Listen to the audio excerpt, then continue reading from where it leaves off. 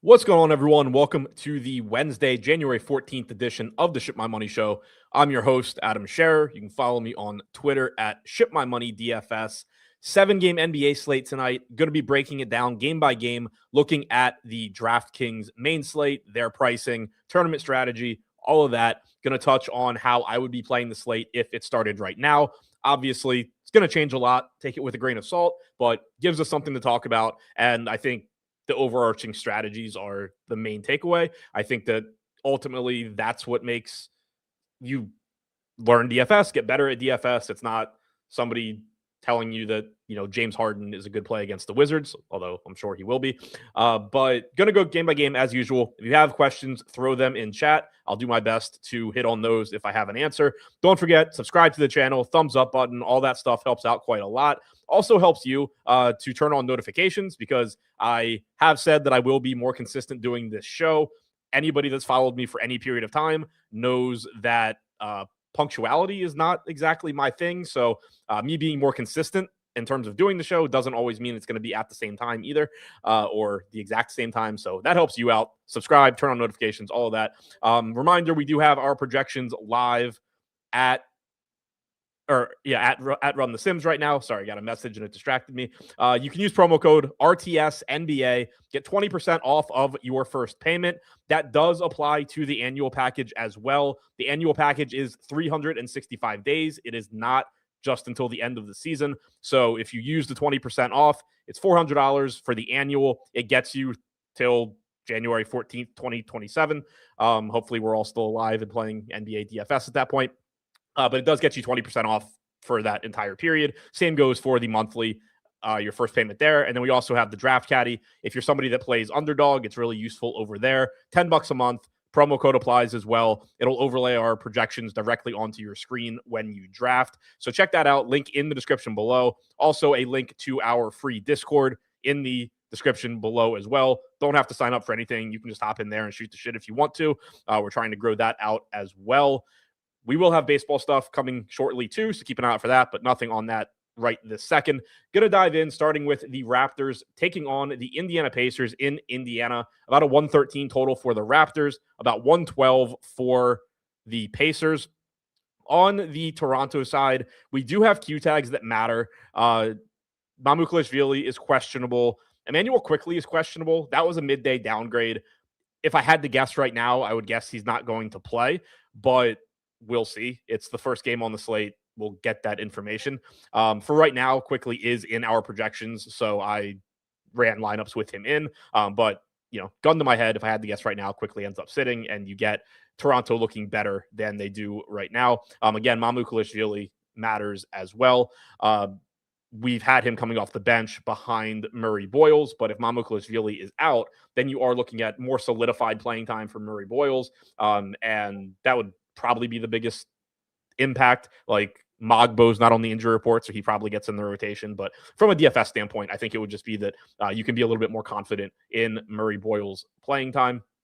But taking a look at how things are shaking out right now, Jamal Shed getting the most ownership here for Toronto, 38% projected ownership. I'm at 38% as well. He was absolute dog shit for us the other day at like 45% ownership.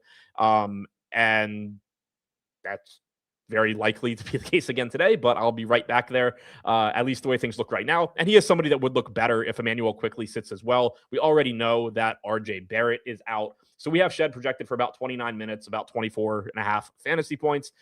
So he just looks like a pretty good value right now. He is somebody that, as we get news throughout the day, I guess it could go either direction. Like if the only, if the big piece of news that we get is that Quickley is out, then Shed will look better than he does right now. But we don't have, for example, a Denver injury report yet. We could get news that Jamal Murray's not going to play on the back-to-back. We have Q tags, elsewhere throughout the slate. And so there is the potential for Jamal Shed to, by the time we get to lock, be like, a decent but not priority play. But right now, he does look like one of the better value options. There is more ownership coming into Toronto as well. 15 to 20% to Colin Murray Boyles, Scotty Barnes, and Brandon Ingram. I have 15 to 16% of all three of those guys. They just look like solid plays. Barrett already out. And again, if you take Quickly out, Barnes will look that much better. Ingram will look that much better. Those are both guys that do a variety of things. They rebound, they score, they play, they facilitate. So whenever you take somebody, you take Barrett out, then you take potentially Quickly out. They are guys that will just pick up the slack in kind of every category, and they are reasonably priced as well, with Barnes at 8,500, Ingram at 7,600. DeWitt said, "Who do I think starts if Quickly sits?" I honestly don't know. Hadn't given it any thought because they'll tell us. My guess, just looking at their most recent game, would be, honestly, I don't know. Like, it could be Martin, it could be Dick, it could be Lawson. Martin was, the direct sub for. Oh no, sorry. The direct sub for Quickly last game was Shed because he had subbed out. So Shed was staggering with Quickly. Martin was the sub for Shed in the first half. In the second half, it was AJ Lawson. We saw AJ Lawson make some starts last year and actually produce.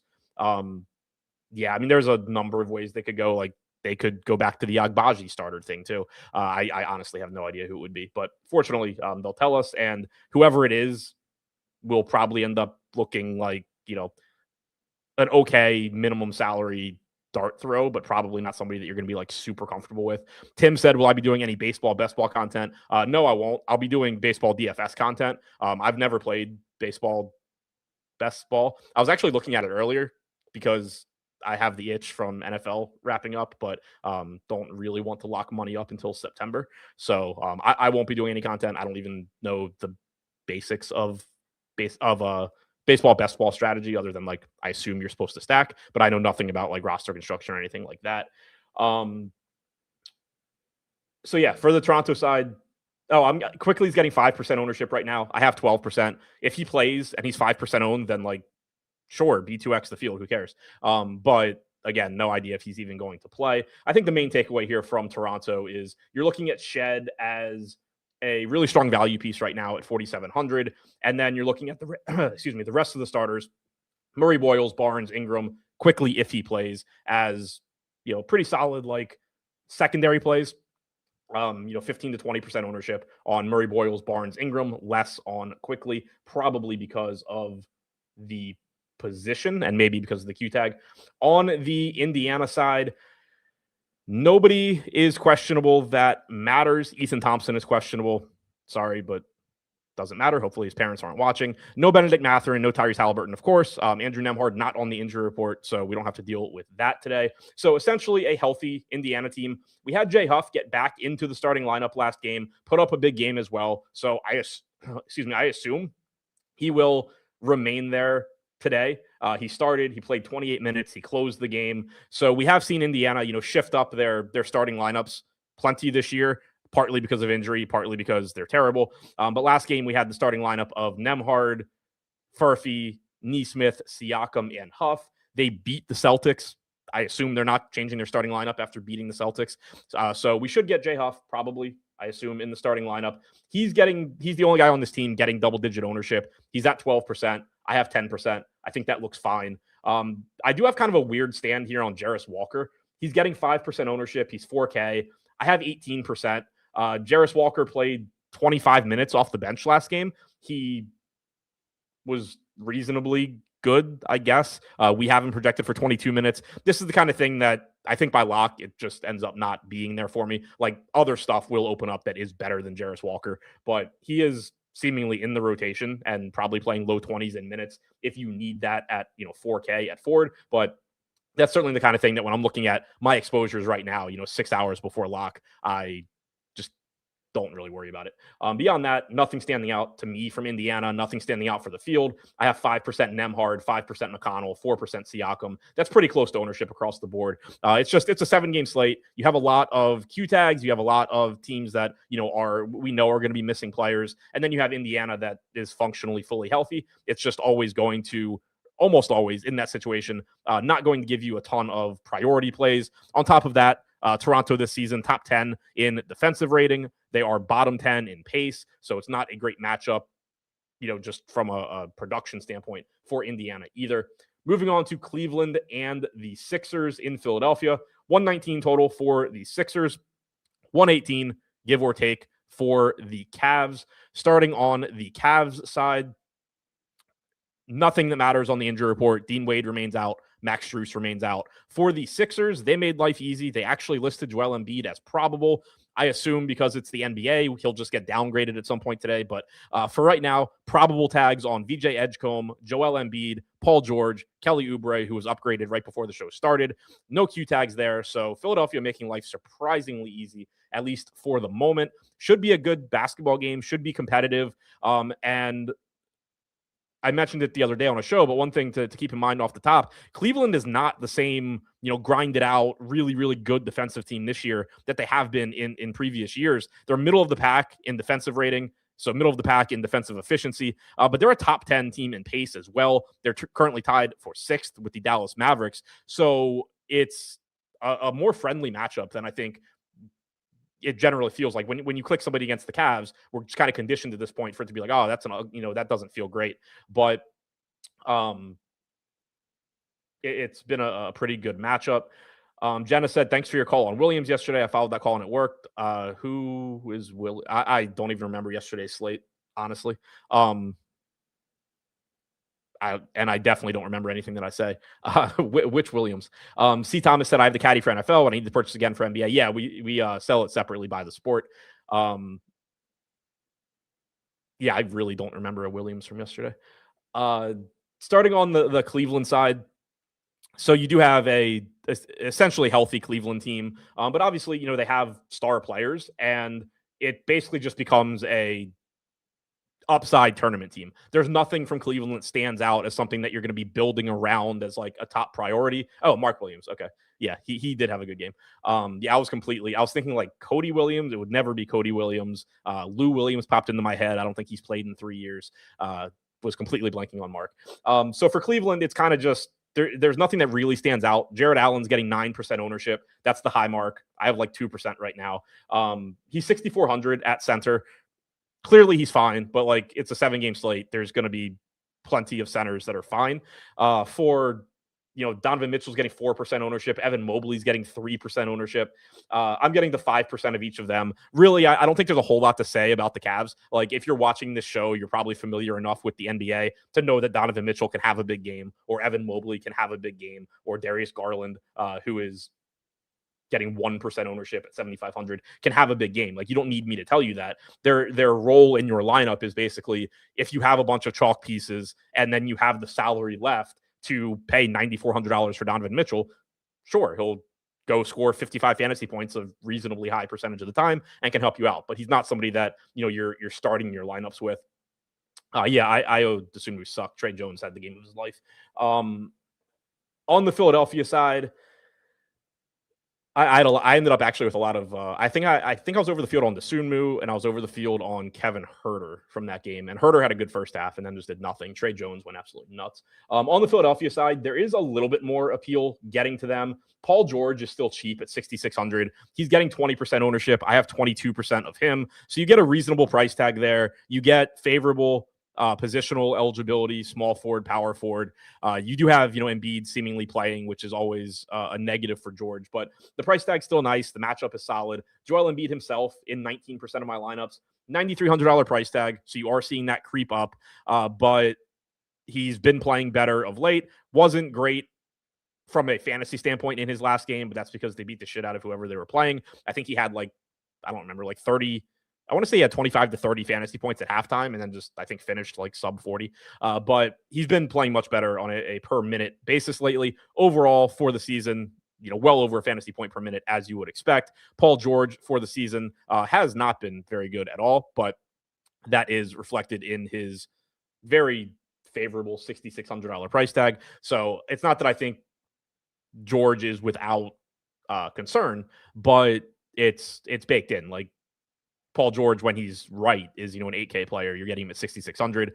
I can't get the data that I want to load, but overall 23.5 usage rate this year for George, 34.5 for Embiid, 1.06 DraftKings points per minute for George, 1.34 for Embiid. Those guys both look pretty good. Tyrese Maxey getting 6% ownership at 9,900. This is another spot where I think if you just, you find value pieces you like, you have the money to maybe quote unquote overpay to be contrarian. Tyrese Maxey is always an appealing option to do that with because he plays so many minutes. He's obviously a big part of this offense, even with Embiid in. Overall this year, he has a 30% usage rate, 1.32 DraftKings points per minute. This is a spot where I'd be taking a bit of a stand right now.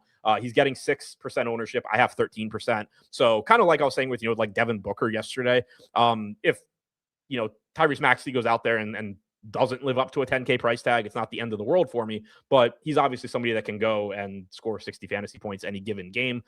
So I am 2x the field there. I have a little bit of Edgecombe, so does the field. So George looks like the biggest priority from the Sixers just because of price and position. And then I'm a little bit over the field personally right now on Embiid and Maxey. I think that, in the context of the slate, they're both secondary options, but obviously they're guys that you would like to get to. The matchup is solid. They're both really, really good.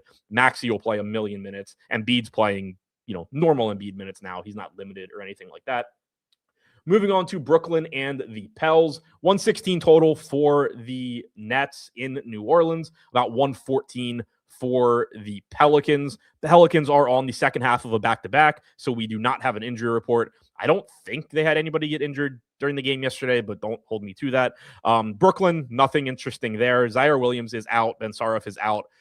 Hayward Highsmith is apparently on the Nets. Didn't know that. And also out. And EJ Liddell is out. So we have Cam Thomas back. We have Joman back. So we don't have the same level of value coming from the Nets that we did the other day. But there are still some pieces that look pretty good there. And then again, for the Pels, we don't have an injury report yet. So starting on the Brooklyn side, overall this season, New Orleans is one of the worst defensive teams in the league. Third from the bottom in adjusted defensive rating. They have played at a top 10 pace as well. So you do get a good matchup here for the Nets. 22% ownership coming into Michael Porter Jr. at $8,900.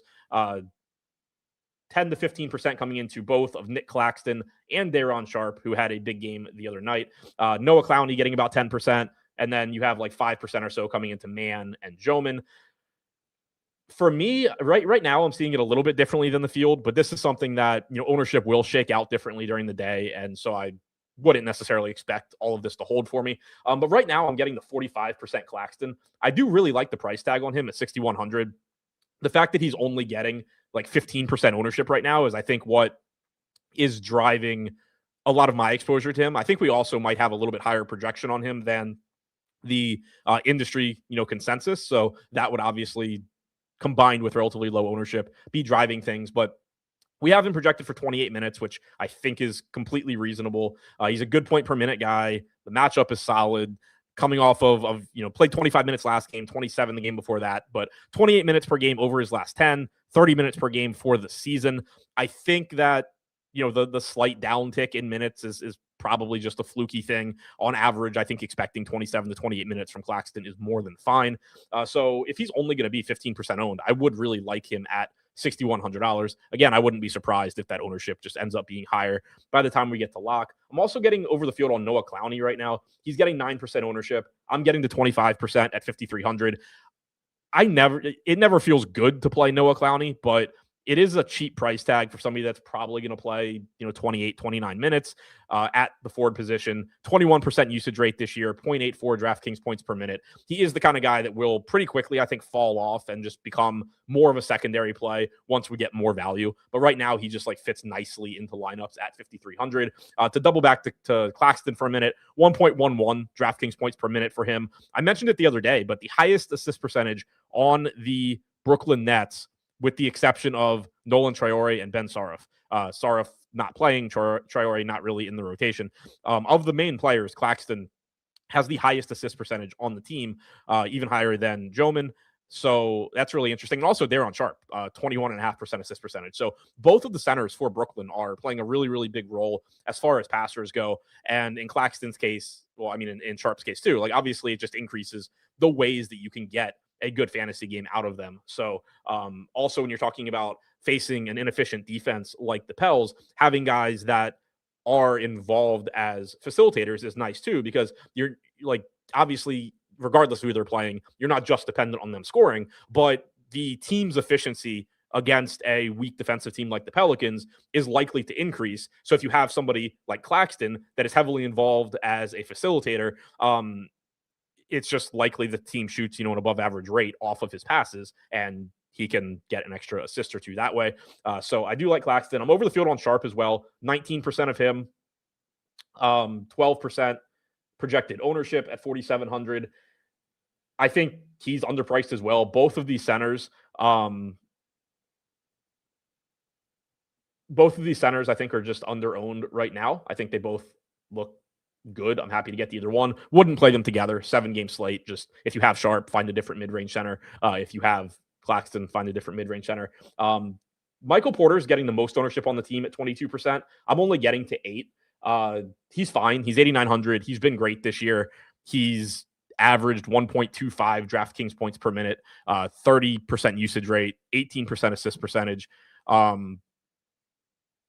He looks really good. There's just other options that you can get to. And if you want to play Michael Porter Jr., great. But right now I just have, some other priorities there, but he's clearly good. It's a good matchup for him. Beyond that, secondary plays in Terrence Mann and Joman. On the Pelican side, Derek Queen getting 11% ownership. He's the only guy here in double-digit ownership. He's obviously been very, very good this year. He is, speaking of, centers that can facilitate, he is good at it. He's good at pretty much everything. It's been a very impressive rookie year for him so far, both in terms of real life and fantasy production. I only have 5% right now, probably in part because he is similarly owned to Claxton. He's $800 more than Claxton, and we have a slightly higher projection on Claxton. So that's the kind of thing where, if you wanted to adjust or whatever and add an extra point to Queen, it's not that I actually think Claxton is that much different than Queen or that much better, but anytime that you get an $800 discount and a similar or even better projection at similar ownership, your process should probably tell you to play more of the cheaper guy. So that's really what's happening for me right now. But if you get a situation by lock where Claxton is 25% and Queen is 12, then I would certainly start to get more Queen. But right now, it's just that the way everything is projected, Claxton is coming out favorably compared to Queen, given ownership and all of that. Nobody else, even at 5% ownership here. Zion, Murphy, Sadiq Bey, all sub 5%. I'm getting little pieces, but nothing that really stands out there. I mentioned it yesterday, but it is a team that is they have a lot of players that are good on a point per minute basis. Derek Queen and Zion lead the way. 1.28 DraftKings points per minute for Zion, 1.22 for Queen. But Trey Murphy over a fantasy point per minute, Fears just shy of it. Jordan Poole, 0.9. Mises, a fantasy point per minute, and really cheap. Not that I think you really need it. So it is a team that if you want to mix them in tournaments, it's fine. But nothing that stands out as a true priority. I think Queen is probably the most favorably priced guy at 6,900. The matchup against Brooklyn is pretty good. They're a bottom 10 defensive team in terms of efficiency, but they are also a bottom 10 team in pace. So that does knock down the fantasy appeal a little bit just because they are limiting possessions more. Utah taking on Chicago in Chicago, 122 total for the Bulls, 118 for the Jazz. For Utah, Lauri Markkanen is doubtful. I thought he was questionable, but he's doubtful. Did we have him projected in? Yeah, so we had him projected in. I think he was questionable earlier today. He's doubtful. Kevin Love is out. Everybody else that's, always out is out. So Markkanen being out or doubtful is a difference from when I ran everything. I don't know when that change happened, but Nurkic is not on the injury report, so he should still be starting, and you don't have Kevin Love. Keontae George will look good and even better without Markkanen. When I ran stuff, we had 19% projected ownership coming in to Nurkic at 7,300. I was a little bit below that, probably again driven in part by Claxton. We had 19% projected ownership coming into Keontae George. I had about 8%, but he looks pretty good at 8,200 as well. And he will look better without Markkanen. I'm pulling up rates right now to see the impact that Markkanen has on those guys. Filipowski should play more with no Markkanen. He's 5,400, power forward eligible. I don't know what their starting lineup will look like. Good luck. Honestly, it's the Jazz. They kind of can just do whatever they want. But overall this season, Keontae George, 1.15 DraftKings points per minute. Overall, Nurkic, 1.23. If we take Lauri Markkanen off of the floor, and Keontae George overall, 28% usage, 18.5 for Nurkic. If you take Markkanen off of the floor, I would expect both of those numbers probably to go up. Would certainly expect fantasy production for Keontae George to go up. And there we go. Keontae George actually stays pretty much the same. 1.11 DraftKings points per minute. Drop in assist percentage slightly to 25%. Usage rate, 29%. So that's actually surprising to me. It's not so surprising that his fantasy production didn't really move. Like, because the Jazz don't have that many good players. So you take Lauri Markkanen off the floor, and it becomes that much easier for opposing defenses to stop Keontae George from being efficient. But I would have expected that like his usage at least increased, and it hasn't. Yusuf Nurkic has only played 200 minutes without Markkanen. You do get a nice usage bump for him. He goes from 18.5% to 22%. Fantasy production, 1.17 DraftKings points per minute, 19% rebounding percentage, 22.5% assist percentage. So certainly like Nurkic here. Keontae George, still good. Just I think worth highlighting that at least so far in the 445 minutes he's played without Lauri Markkanen, you actually don't get a better version of Keontae George. His assist rate comes down a bit. Usage rate stays about the same. Fantasy production stays about the same. You could argue at least probably that like he has a higher ceiling. In terms of like, there's one less guy on the team to prevent him from going nuts if he's the hot hand, but it doesn't affect anything on a minutes basis. M. Wald and C. Thomas, if there's issues with projections, mention it in Discord. Our projections guys are in there and they'll fix it. Is Hendricks playable? Probably. Like if I assume he starts, I mean, he wasn't playable when I ran projections because we had Lauri Markkanen in. If $3,100 Hendricks starts, then maybe. It's still Taylor Hendricks. It's still a Utah team that has a ton of just interchangeable like wing type pieces. There's probably going to be better stuff you can do. But if he starts, then yeah, he's playable. Do I think any Nuggets sit on the back-to-back? I wouldn't be surprised if Murray sits just because he's already banged up. But I don't know. It is a good matchup for Utah as well. And we will get a Denver injury report before lock. We just don't have it right now. For the Bulls this year have been a bottom 10 defensive team. They've played at the third fastest pace in the league. So it is a good matchup for Utah. And whatever guys on Utah are good, which is basically Nurkic and George, it is a good matchup for those guys. And I think that they will both end up looking like pretty strong plays at their respective salaries. They already were, even with Markkanen projected in. On the other side, for the Bulls, great matchup for them as well. Utah, one of the cheat code teams, really so are the Bulls, just like the Wizards. Utah has surpassed the Wizards now. They are the least efficient defense in the NBA. Great job by them. They also rank 4th in pace. So they run up and down the floor. They don't play any defense. Chicago, top 5 pace as well. This game should feature absolutely zero defense, a lot of running, a lot of scoring, really, really good fantasy game. And you get this a lot where it's just, two not very good teams that are great for fantasy. So this is like your prime example of league pass game that like the only people watching it are going to be either in Utah, in Chicago, or playing DFS, but a lot of DFS players are going to be watching it. So on the Chicago side, 45% projected ownership coming into Coby White, who is returning today. I have 43% of him. He looks great. He is $5,800, which is a very inexpensive price tag. We do not have a Bulls injury report yet, but White is expected to return.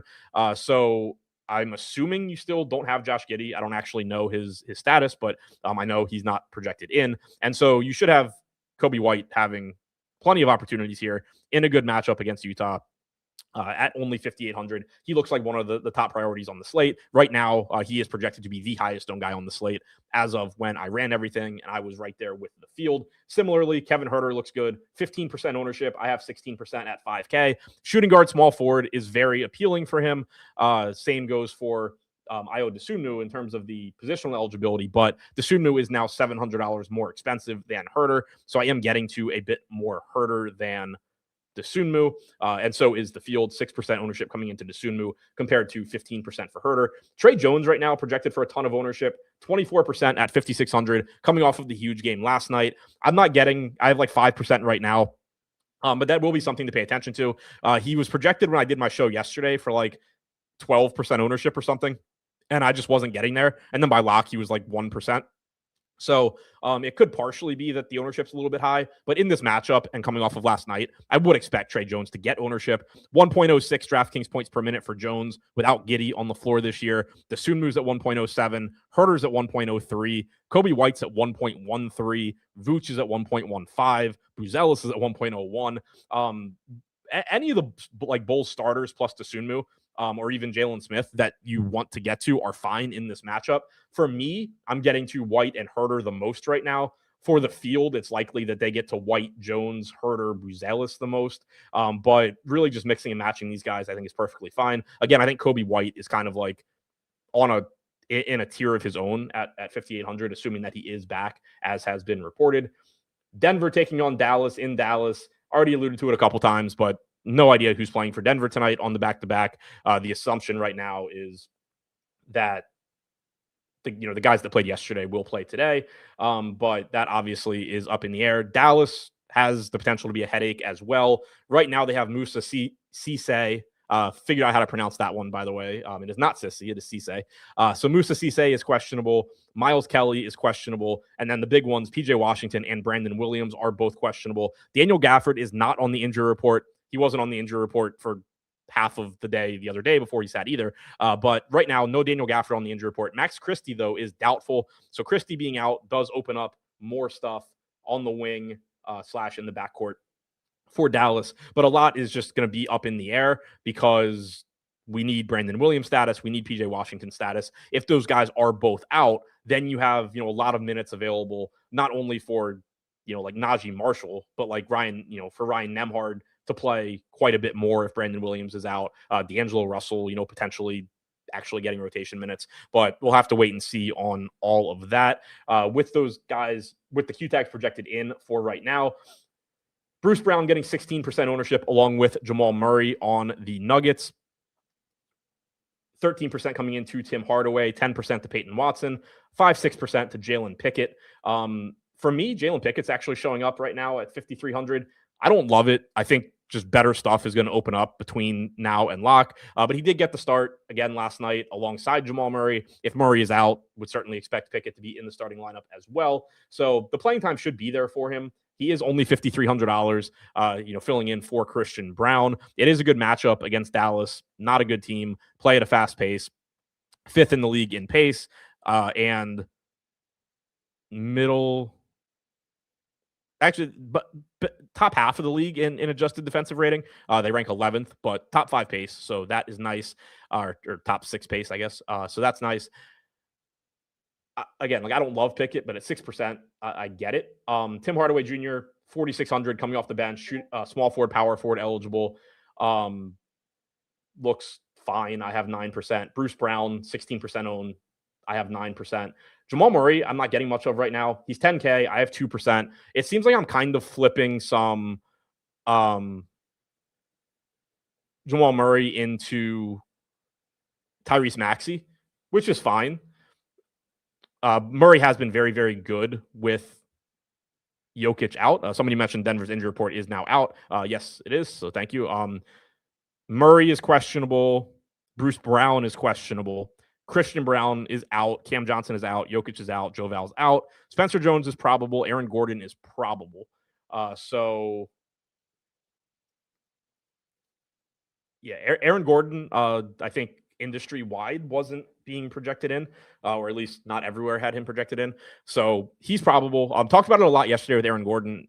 I don't think he ended up having a good game. But if Murray ends up sitting, Aaron Gordon is actually a really big beneficiary, and he's only $6,600. So like he's a beneficiary of Jokic being out, but then he's a really big beneficiary potentially if Jamal Murray is out as well. So do keep an eye on that. Hopefully we get some sort of update, but this is a 9:30 game. It tips an hour and a half, or sorry, 2.5 hours after the slate starts. It tips an hour and a half after the Bulls game. So you kind of have two separate slates, but DraftKings actually didn't cut them off and make it a 4-game main slate, which is nice. So you will have to keep an eye on that. There are going to be good plays from Denver. Really, it's just a matter of who. Peyton Watson had another big game last night. He's been very good so far this season.